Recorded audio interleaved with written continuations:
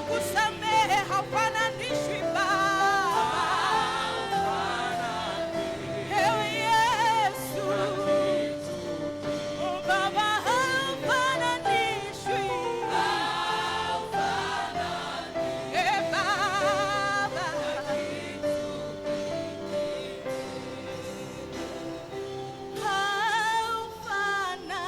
haufananishwi na kitu kingine.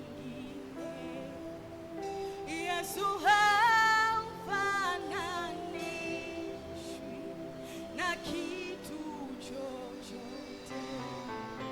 Yesu, haufananishwi na kitu chochote. Twende tuimbe wote kwa sauti ya upole. Bwana hafananishwi.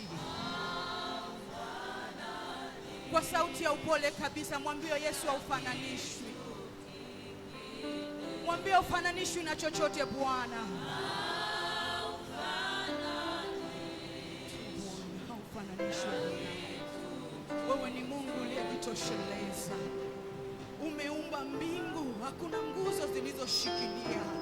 Wewe ni Mungu usiyefananishwa. Ni Mungu usiyefananishwa. Itoshe tu kusema unastahili heshima na utukufu kutoka katika vinywa vyetu na mioyo yetu. Asante kwa ajili ya jioni ya leo. Asante kwa sababu umeifanya ya shangwe tena katika maisha yetu. Asante kwa ajili ya mtumishi wako.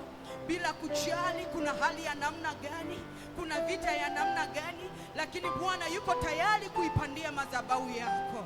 Asante kwa sababu uwepo wako uko pamoja na ufahamu wake, upo pamoja na kinywa chake, upo pamoja na mwili wake. Hata kama kibinadamu kuna hali ya kuchoka, lakini ninafurahi kwa sababu wewe Roho Mtakatifu unaachilia bubujiko ambalo linaponya na ufahamu na hisia na mwili katika jina lako Yesu.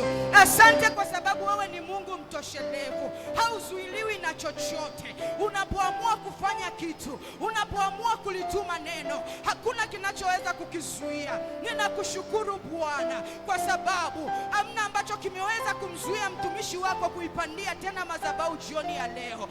Ninaliheshimu sana jina lako Mungu uliye hai kupitia neno la jioni ya leo. Ukaponye wenye magonjwa, ukaponye Bwana wanaotindikiwa na msongo wa mawazo, ukaponye Bwana wanaokataliwa, ukainue mioyo ya watu ambao wamekata tamaa katika uchumi wao, na wengine ambao Bwana hatujasema matatizo yao, ukashughulike nao, ukalitume neno sisi kwetu Bwana wote, ili tupone na kufunguliwa kwa utukufu wa jina lako Yesu. Kanisa lote tuseme amen.